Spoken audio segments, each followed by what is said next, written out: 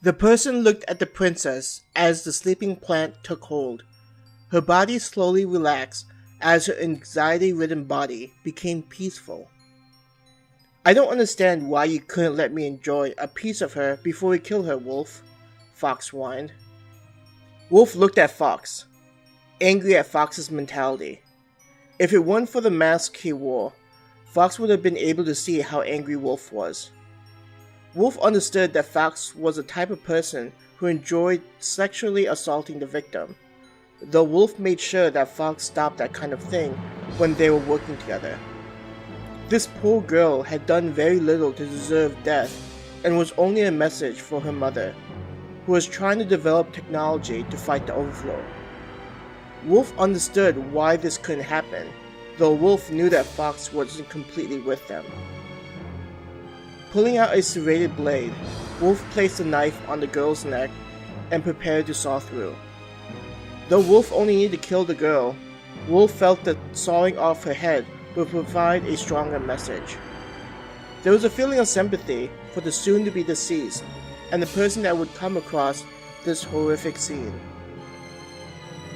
You say that my habits are disgusting, but I always wonder what goes through that head of someone that can so easily cut up a body, Fox remarked. Once the person is dead, the body is no different from any animal. There is no need to have any feelings in the act. I only pity the innocent person that will see my work, Wolf emotionlessly answered. How about the two of you step back from her? A girl's voice called out to them. Wolf's head whipped towards the voice, surprised by someone sneaking up on them. Shit! Who the hell are you? Fox cried out in alarm. There's no need for you to know that, she said to them, before raising her hand and firing bolts of fire at them. Wolf quickly jumped away from the princess and avoided the fire magic. Seeing the girl use magic was a surprise, considering this magic suppression array. Wolf, how is this bitch able to use magic? Fox yelled out. I do not know, but we need to deal with her. She looks like a student here, so we should be able to handle her. Though the fact that the fire magic used didn't light the books on fire meant that they had excellent control. Be careful of her, Wolf cautioned. I'll make sure to do that. I'm going to have fun with her, so don't think about standing in my way, Fox said. Fine, Wolf said through clenched teeth. Having Fox agree, instead of arguing, would be the best thing in this situation. Considering where they were, the mission being completed was their priority, so getting rid of this person was important. After they defeat this girl, Wolf planned on letting Fox restrain her. Wolf could then complete the work and then convince Fox just to kill the girl instead of playing around. Fox tended to play with the victim before doing anything, so Wolf figured there would be enough time. You are not getting away, the girl called out to them, as she dashed after them around the corner. Your opponent is me, little girl, Fox cried out in delight, as he leaped over the bookshelf and ran away, leading the girl away from Wolf. The girl fired off more bolts at Fox as she gave chase. Now I can get back to finishing the task at hand, Wolf calmly said. It was foolish for that little girl to think that she could take on two opponents at once. Even if she was able to use her magic, the two of them were professionals who had taken on stronger opponents. The problem with being a greenhorn, Wolf chuckled. Checking to make sure that the princess was still unconscious, Wolf once again tried to finish his task. I'm glad that you did not wake up. It will soon be over, he whispered. My, you are an impatient individual, a woman's voice whispered behind Wolf.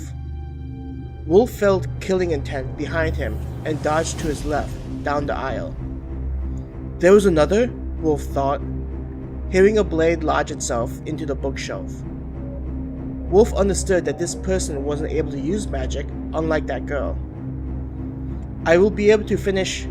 His train of thought was derailed as Wolf hit a wall. The way it gave, Wolf didn't think that it was a bookshelf. What is this? He cried out, after trying to get away and being unable to move. It seems like you have been caught in my delightful web, the voice giggled. You are one of the first people to be snagged inside of the web that I can create. This ability, which was given to me by my master. Web? Wolf asked, unable to understand what was happening. Not being able to look at the woman that was talking, Wolf's breathing started to quicken in fear. As if to try to comfort Wolf, the woman's voice gently spoke. There is no need to be frightened. You are merely trapped and unable to move. Let me help you move your head. Wolf felt soft hands remove the mask and the voice sounding delighted. Oh my! I did not expect you to be such a gorgeous woman.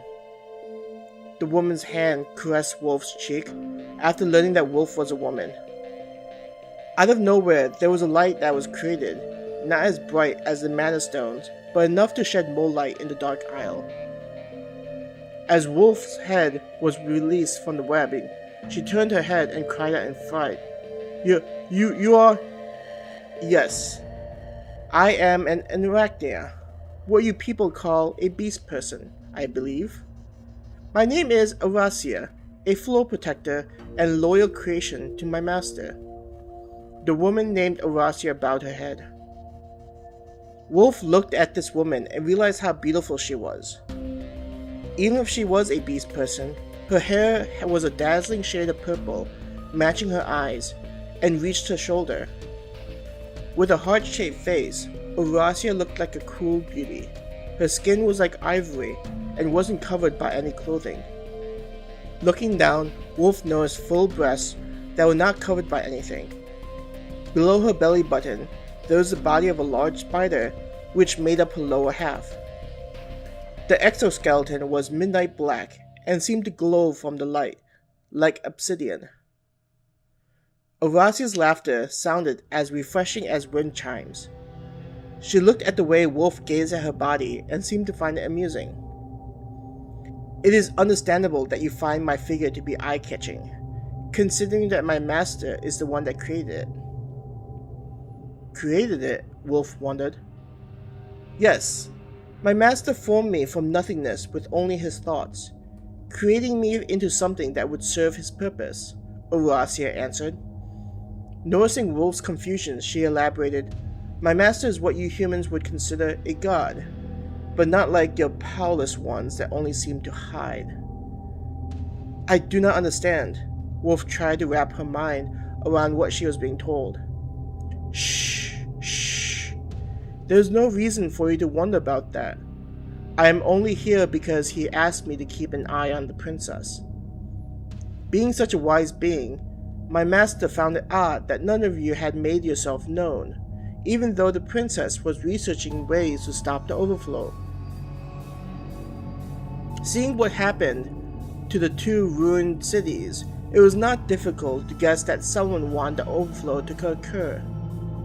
I watched as the two of you stalked the princess, which I commend you for your skills. With her index finger, Aracia used a nail to cut open the clothing and revealing Wolf's bosom. I did not expect that one of you would be a woman, especially one with such shapely assets. Why would such a woman such as yourself become an individual that kills? Trying to stuff in her growing fears, Wolf replied, I understand how important the task we do is, so I feel no shame for what needs to be done. No matter how much you torture me, I will not reveal any secrets. Covering her mouth as if she was shocked, Aracia exclaimed, I never planned on torturing you. We are aware of many aspects of your organization. Even if we did not know, my master is not one that needs to fear anyone. The expression on her face changed to delight as she placed both hands on her cheeks. The way my master moves around with such assurance, understanding that all obstacles are meaningless before him. I can only hope to be something that he can count on to support him in all of his desires. Her eyes started to roll back, and her tongue came out as her back slightly arched. Wolf could only look at the way Horacia was acting, not understanding what was happening. The one thing that she knew was that this person wasn't someone that she would be able to fight against. She could only hope that there would be an opportunity for her to escape and tell the organization how dangerous Horacia's master was. It wouldn't be too difficult for them to learn who this individual was, especially with a beast person as a servant. No, torture is not in your future. Actually, with how voluptuous you are, I would hesitate in placing you in front of my master. Horacia placed both hands on top of her breasts and lowered them so that each hand was cupping one of her breasts.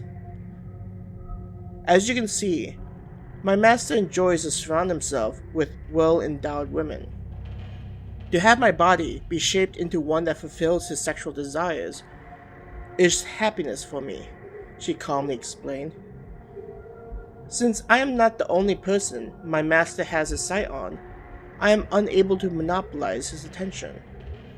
I do not fault him for this, and only wish him to be surrounded by those who love and cherish him. Looking at Wolf, Horacia's expression turned sinister.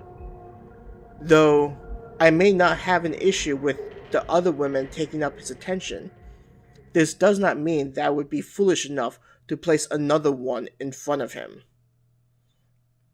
What are you going to do? Wolf hesitantly asked, not liking where this was going. It just means that I'll need to remove you from the picture. But killing you would not be enough. I think a better plan would be along this line of thinking. Horacia's mouth began to open wide, to such a degree that would be impossible for most humanoid beings. Out of her mouth came two insect-like mandibles. No! No! No! Wolf struggled to get free. The thought of being consumed, instead of just being killed, was too much for her. All she could think about was getting free and Horacia's nightmarish mouth getting ready to eat her. Please! I'll forsake everything, just do not eat me, she pleaded. The mandibles guided her head into Horacia's mouth as Wolf continued to scream in horror.